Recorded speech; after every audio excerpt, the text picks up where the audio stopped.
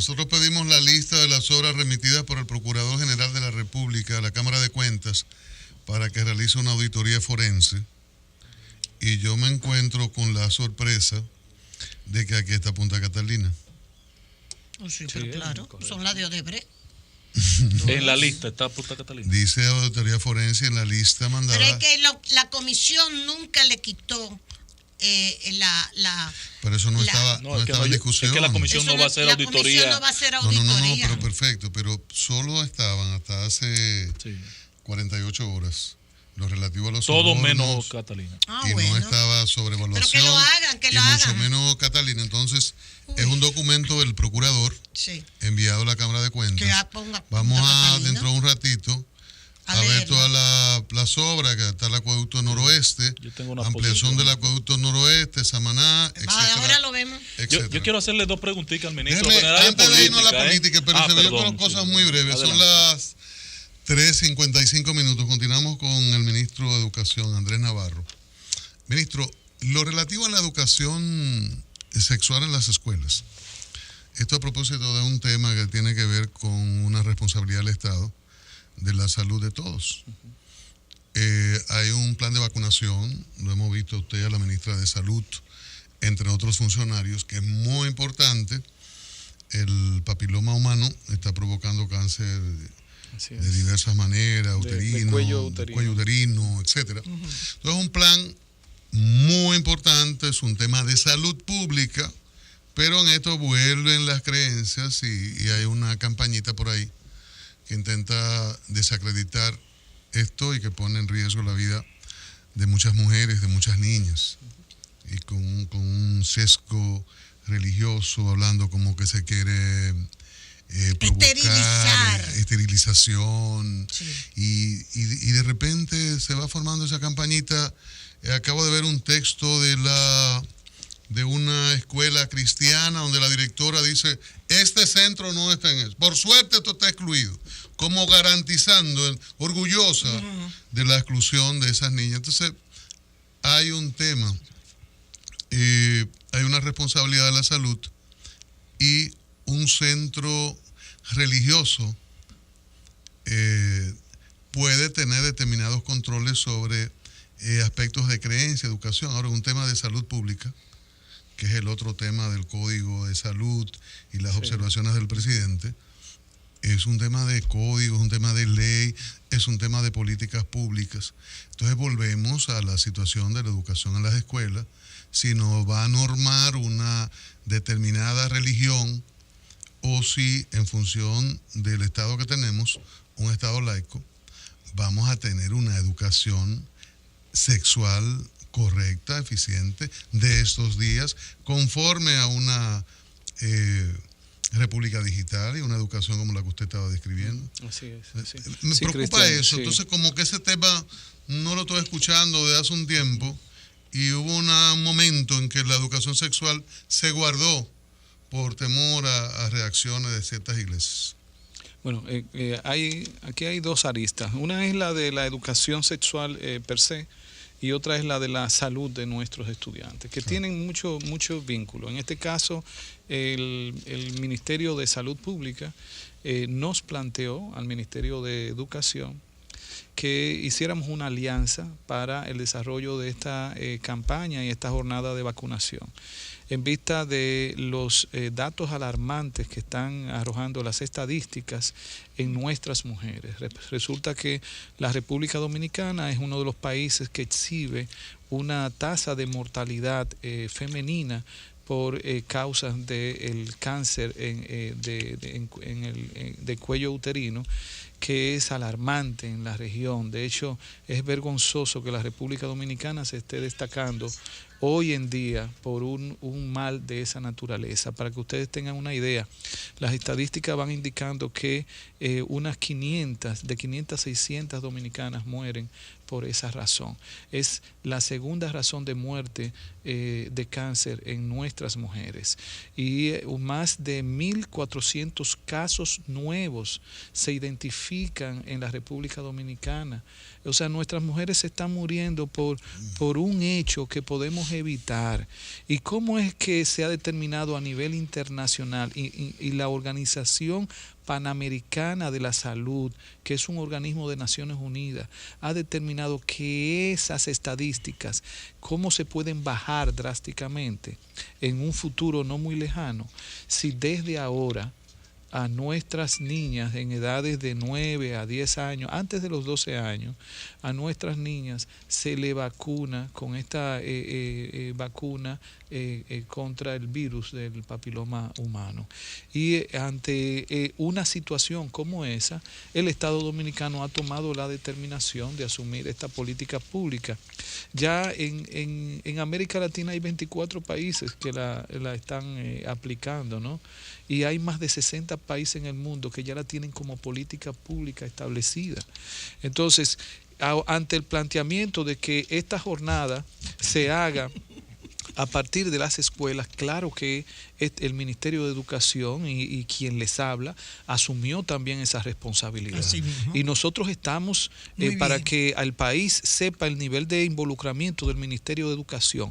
Somos nosotros que estamos comprando las vacunas. El Ministerio de Educación, sí. Nosotros hemos aportado, hemos previsto unos 150, algo más de 150 millones de pesos para esta jornada que implica la vacunación en este año y el próximo año de la misma población infantil o preadolescente. ¿Y esto por qué? Porque hoy en día el Ministerio de Educación más que nunca no puede ser indiferente ante las condiciones de salud de nuestros estudiantes y en este caso de nuestras niñas.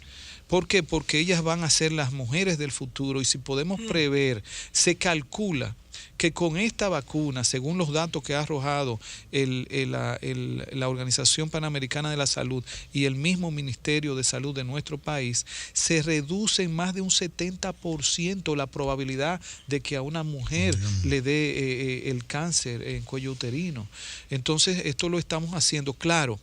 Por eso es que yo voy a dialogar con las asociaciones de padres y amigos de la escuela en todas estas semanas, porque hay que llevar también orientación a la población dominicana. Cuando yo tengo entendido que hay algunos pequeños sectores de la Iglesia Católica que están cuestionando esta política, pero no es la Iglesia Católica, porque yo he conversado con muchos sacerdotes religiosas que están de acuerdo con una política como esta. Pero allí donde haya dudas, nosotros vamos a conversar, porque esto no es tampoco con la idea de imponerse por imponerse. Nosotros vamos a buscar la cordura en los lugares o en los centros donde, manejados por alguna confesión religiosa, tengan dudas sobre la efectividad de una medida como esta. Pero de lo que se trata es precisamente de asumir como Estado una responsabilidad que ya no puede tardar más. Y pero Ministerio de Educación se adecuó ya el libro, porque la gran contradicción y lo que levantó, yo recuerdo una entrevista en que tuvimos doña Consuelo y yo con el grupo de abogados de la Iglesia Católica, que hizo una evaluación al libro de texto propuesto que se llamaba para la educación sexual. No, porque ese es otro tema. Ya es un tema curricular que es el que tiene que ver con la educación sexual. Yo me he encontrado con este debate al llegar al Ministerio de Educación y lo que estoy propiciando es una mesa de diálogo para llegar al fondo de cuáles son las preocupaciones y las dudas. Porque acuérdense que los temas curriculares en el sistema educativo deben ser dirimidos para que se evite una contrariedad en las aulas. Entonces, a mí me interesa mucho la concertación y ver cuáles son las preocupaciones. Allí donde se entienda que haya que hacer ajuste a las propuestas que hay, porque tampoco en el nuevo currículum no hay un texto todavía terminado, definido, y a mí me interesa. Acuérdense que yo tengo mucha vocación de diálogo y de concertación en el manejo especialmente de estos temas, ¿no? Muy bien. Importante. Política, política son dos temitas nada más, ministro, usted me perdona. ¿Usted va a ser candidato a la presidencia? Bueno, no, usted anunció eso aquí y yo me puse de pie y casi brinco para arriba, pero después me llamó Miguelito y me dijo, blanco como un papel. No te pongas. Esa es una pregunta ya formal para el Yo diría morado, doña Consuelo. Se puso morado. Ministro, dos temas. No ayuden, que me caen encima. Dos temas, como diría don Víctor, muy puntuales. Le da un ataque a unos amigos de nosotros. Ay, bendito. Dos temas muy puntuales. Primero, no se conoce en detalle, parece que la vocería en el PLD está fallando, los detalles de lo que aconteció el sábado en el Comité Central. Sí. ¿Se puede hurgar en cuál es el proyecto, qué queda pendiente, qué es lo novedoso en este momento, qué se acerca a la aspiración político de la sociedad? Actuar, sí, claro. Y le tengo una segunda preguntita, ministro, en ese mismo tenor. No, después que usted responda. Bueno, en este caso, el sábado pasado tuvimos una reunión del Comité Central. Hay que recordarle a la población que el Comité Central es el máximo organismo de dirección del Partido de la Liberación Dominicana, y ahí se presentaron las enmiendas que se han hecho a los reglamentos que han surgido de nuestro último congreso, Jorge Botello, de transformación al partido. Para que se tenga una idea, en un congreso con un partido tan grande como el nuestro, se toman una serie de decisiones de transformación que son políticas de cambio del partido, pero eso hay que traducirlo en reglamentos.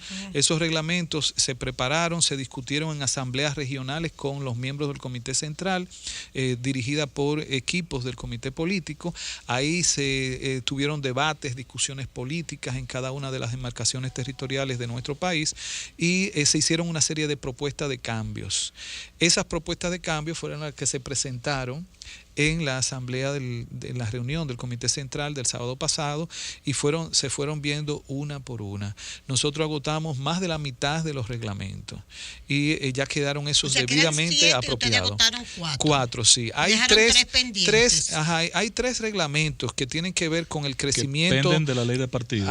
Que tienen que ver con la multiplicación de los intermedios, el crecimiento del partido, el ingreso al partido, el padrón de nuestro partido, las elecciones internas para puestos partidarios, que se determinó que como la ley de partido es vinculante a estos reglamentos, lo más inteligente era no tomar decisiones por ahora, sino esperar que se apruebe la ley, que es también un indicador de que el PLD está trabajando para que esa ley pueda ser aprobada en el corto plazo.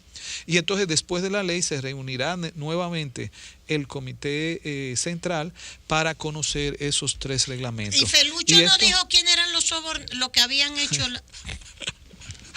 Ministro, pero no. No se ría. Felucho no denunció los sobornados. Los 3 U4. No se dice así. Se dice así. Los 3 o 4 ¿qué es lo que fue que dijo Felucho? Que recibieron soborno, no. Que sobrevaluaron. Felucho no dio nombre. No, yo no tengo conocimiento que el compañero permítame terminar. Félix Jiménez. Porque le echaron un boche a Felucho de esa reunión. Bueno, no, en el tácitamente le dieron. El primero que siga hablando soquetá del PLD, lo vamos a sancionar. Pero hay uno que ha seguido hablando y no le han dicho nada. Miren. Lo que se discutió, uno de los reglamentos, el reglamento de disciplina, disciplina partidaria, y ahí se establecen lo que son las categorías de violaciones a la disciplina partidaria y las medidas disciplinarias en ese sentido. Entonces dio el debate de si un miembro del partido saca información confidencial de nuestra organización, si eso es una violación leve o es una violación grave. Se dio ese debate, la decisión prácticamente a unanimidad es que es una violación grave. Entonces, ese fue el debate que se le buscaron a Wikipedia. Felucho está en salmuera. ¿Oíste, Felucho? Finalmente, de mi parte, Navarro. Vuelve a hablar. Finalmente, de mi parte, Navarro, usted ha sido muy cauto en meterse en los debates nacionales, pero en los últimos días le vi abordar el tema de defender al gobierno, y tiene sentido que usted lo haga, y defender a Danilo Medina. Claro, sí. Y bueno, usted es político y funcionario del gobierno, tiene derecho a hacerlo, y le cabe hacerlo. Este tema Odebrecht, y que usted aborda con tanta propiedad en defensa del presidente versus la señora Mónica Moura y el señor Joao Santana. Su versión sobre este caso, ¿es afirmable que no quedará permeado el gobierno y Danilo de esta situación? No, el presidente Danilo no tiene nada, primero no tiene nada que ocultar en su relación con estos asesores y también la relación que el gobierno que él preside ha tenido con la firma Odebrecht. Resulta que se ha querido levantar toda una bruma en torno a la figura de nuestro presidente y el supuesto financiamiento de Odebrecht a la campaña electoral. Nuestro presidente tuvo la paciencia de escuchar y que todos estos personajes y sectores comenzaran a especular y a difamar en torno a esta relación, esperando a que salieran públicos los resultados de la entrevista que se le hizo a Mónica Moura y a Joao Santana. Resulta que cuando llega el día en que esto se publica, queda todo transparentado.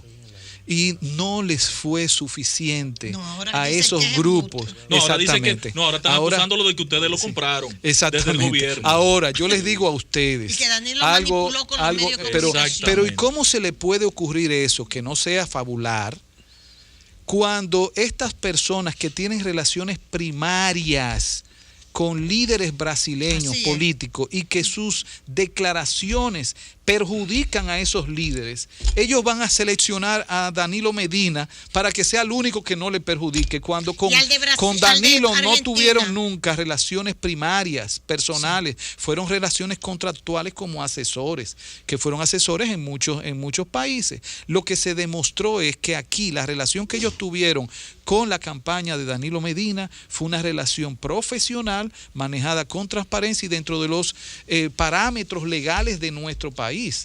Y esto es lo que hoy en día nosotros tenemos que resaltar, porque estos sujetos siguen creando una campaña negativa con el presidente. ¿Qué es lo que pasa? Al final hay que tomar la cabeza como blanco, la cabeza del gobierno, porque las finalidades no son, no es la justicia. Como dijo el ministro Amarante Baré, que lo que se quiere es desestabilizar al gobierno. Porque lo que él ha señalado es las pretensiones que uno percibe por el comportamiento que tienen esos sectores, que no es, y yo quiero aclarar bien. Hay sectores identificables detrás de un proceso conspirativo. Sectores de la oposición, Luis José, que son evidentes porque se lo vemos en la televisión, a una serie de sujetos criticando no solamente al gobierno, sino la figura. No, pero con racionalidad, Luis José, porque si tu rol como oposición es difamar, muy pronto, más temprano que tarde, la población te va a despreciar y no tienen el más mínimo de inteligencia de no aceptar lo positivo, porque hay oposición que te critica, pero en la manera que te critica se ve que hay un intento de que se mejoren las cosas, y cuando tú lo haces bien, también dicen que lo hiciste bien. Esa es una oposición creíble. Pero lo que estamos viendo es que hay un sector de la oposición que ni siquiera ha sido capaz de tener el mínimo de nobleza, de reconocer que Danilo Medina ganó con casi el 62%, sin haber sacado ni siquiera la mitad de un punto. Entonces, y ese partido mayoritario, el PRM, que da vergüenza la manera en que se está manejando. ¿Y por qué? A nosotros no conviene, a los PLDistas, que sigan por un derrotero erróneo. ¿Sabe por qué no nos conviene a los PLDistas? Porque los PLDistas queremos fortalecer el sistema de partido. A nosotros no nos interesa simple y llanamente gobernar por gobernar o ganar elecciones por ganar elecciones. Y en la medida en que la oposición se va autodestruyendo como lo que está haciendo, desacredita a la clase política y daña el sistema de partido. Y tenemos una miopía, lo que podríamos decir un cretinismo político tan grande, que el país se va a ver en peligro si esta gente no sabe recapacitar y asumir una oposición política constructiva que genere valor al país. ¿Usted cree que si el PRM se callara y no actuara y no ejerciera un rol de oposición pública, la situación se resolvería? El movimiento verde, por ejemplo, dejaría... No, porque, Luis José, el movimiento verde es otra cosa. Yo soy de los políticos que está de acuerdo con que la sociedad civil se organice y se movilice cuando tenga razones para movilizarse, pero que lo haga sin permitir que sectores de oposición, sectores políticos, capitalicen ese movimiento y lo manipulen.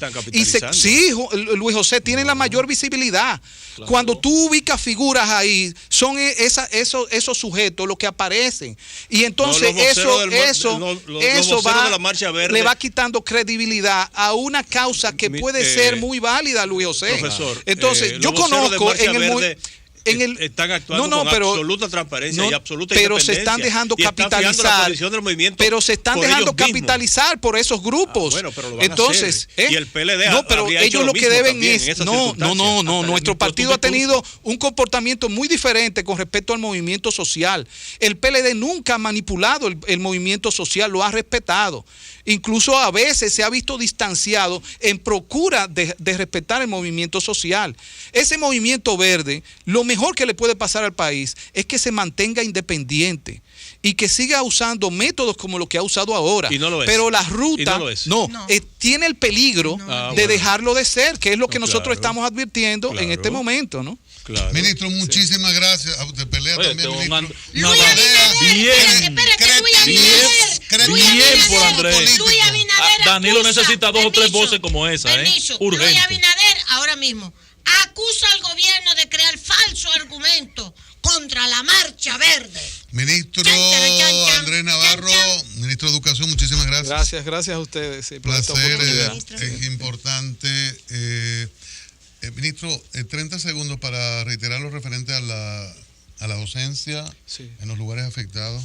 Bueno, la instrucción que hay es que solamente en los territorios donde el COE ha marcado en alertas rojas, debemos suspender la docencia. Correcto. Ya sea parcial o total, depende de la magnitud de la cobertura de la alerta. Mientras tanto, en los otros territorios, que es la mayoría, vamos a mantener la docencia con un seguimiento permanente a los acontecimientos. Perfecto. Muy bien. Gracias, Andrés Navarro, ministro de Educación, ha estado con nosotros. Cambio y fuera, Maurice.